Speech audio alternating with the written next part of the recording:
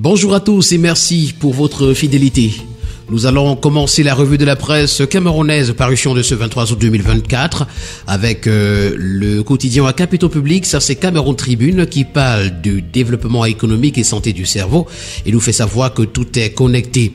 D'après le commentaire que fait le journal ce matin, au nom du président de la République, le premier ministre, chef du gouvernement Joseph John Ngouté, a présidé hier à Yaoundé la cérémonie solennelle d'ouverture du premier sommet de haut niveau sur la gestion de cet organe et son apport incontournable face aux défis de l'heure. Les participants lancent un appel à plus de mobilisation de ressources de la part des États en faveur de la santé cérébrale pour un avenir prospère et durable. Cette information a été à retrouver au complet en parcourant les colonnes du journal, notamment à la page 3. Le quotidien de la santé EcoSanté en parle également ce matin lorsqu'il titre « Science ». Yaoundé accueille le premier sommet scientifique africain sur le cerveau. Urgence sanitaire dans l'extrême nord également à retrouver. Le MinSanté est au chevet de quadruplés nés dans la précarité. Et puis l'Afrique se mobilise pour sa santé. La 74e session du comité régional de l'OMS ouvre ses portes à Brazzaville. Nous allons continuer ce matin avec le journal Investic Info qui nous amène à l'hôpital régional de Maroua où le ministre de la Santé est allé au chevet des quadruplés nouveau-nés ainsi que leur maman. C'est une information donc à retrouver en parcourant les colonnes du journal. Le quotidien vert Émergence pour sa part nous plonge dans l'escalade entre Samuel Eto'o-Fils et Marc Brice. C'est l'information à retrouver à la grande une et les détails sont à retrouver à la page 3. Autoroute Douala-Yaoundé, on en parle également. L'utilisation de cette autoroute-là a été suspendue.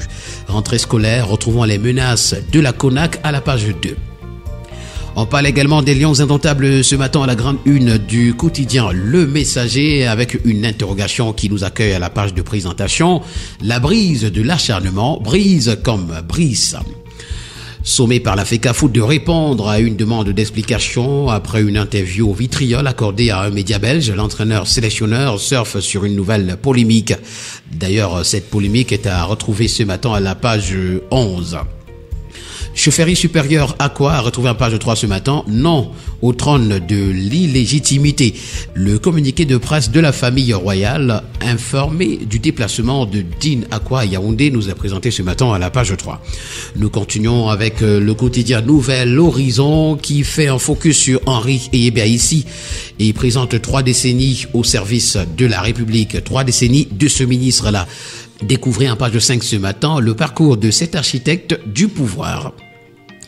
Le quotidien L'économie qui parle d'attractivité ce matin nous fait savoir que le Cameroun attire peu d'investissements directs étrangers en 2023. Plusieurs raisons pourraient justifier ce recul pour la 2e année consécutive. D'ailleurs, les raisons sont évoquées ce matin à la page 3 du journal.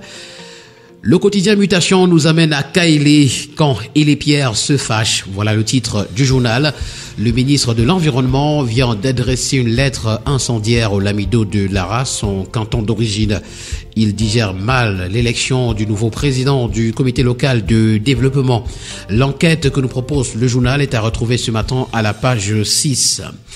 Prix du cacao, on en parle également ce matin. Batianga fait la fête. Le cacao est également présenté ce matin à la grande une du quotidien bleu d'Aman Mana Le Jour. L'embellie camerounaise nous a présenté. La petite révolution en marche dans ce secteur de production a été évoquée à l'occasion de la mise en service officielle des installations du projet d'alimentation en eau potable pour la ville de Yaoundé et ses environs à partir du fleuve Sanagap à Épize. C'était donc le 20 août dernier. Voilà une information à retrouver en page 6. Ce matin, le quotidien Le Jour donne la parole à Vladimir Poutine, le président russe, qui dit, je cite, « Le monde change rapidement. À l'extrême nord, les populations de Salak barricadent la route. Et puis, à Alliance Indomptable, Marc Brice répond à la FECAFOOT. » Le quotidien d'information républicaine, Le Drapeau pour sa part, parle de fierté nationale et nous présente 3 génies de la JFN University qui sont désormais à la NASA. Nous continuons ce matin avec le quotidien L'Info à chaud qui parle des correspondances de Marc Brice en question avec les signatures qui semblent différentes. Les Églisiens, d'ailleurs inconditionnels supporters du président de la FECAFOOT, Samuel Eto'o-Fils, se disent convaincus que les signatures au bas des correspondances attribuées à l'entraîneur sélectionneur des Lions indomptables du Cameroun, Marc Brice, ne seraient pas de lui.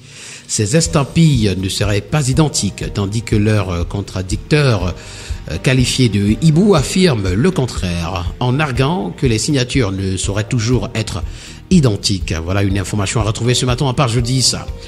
Avec le tri hebdomadaire le soir, on parle de l'inauguration du projet d'alimentation en eau potable à Yaoundé. C'est un pas décisif vers l'amélioration des conditions de vie des populations qui nous est présenté ce matin à la grande une du tri hebdomadaire.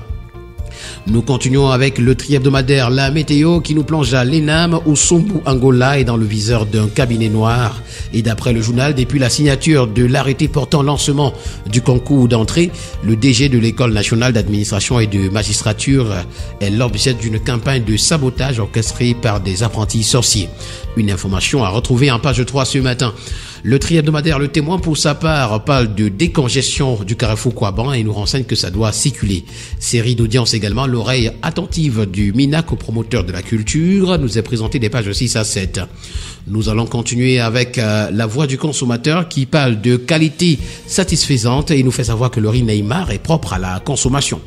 Valère Bessala s'exprime également ce matin en petite une. Le projet Paille-Pays ou l'eau sans honte. Autoroute Yaoundé-Douala, la circulation interdite aux véhicules lourds. Et nous allons terminer avec le journal Économie du Cameroun qui, s'agissant de l'affaire Glencore, nous présente les bienfaits d'un scandale. La SNH dévoile les 3 types de pétrole brut du Cameroun et justifie la vente à taux réduit de 400 000 barils de brut à Vitol, un trader suisse jugé opaque par la société civile genevoise. Mesdames et messieurs, voilà qui met en terme à cette sortie de la revue de la presse camerounaise, la dernière édition de cette semaine d'ailleurs.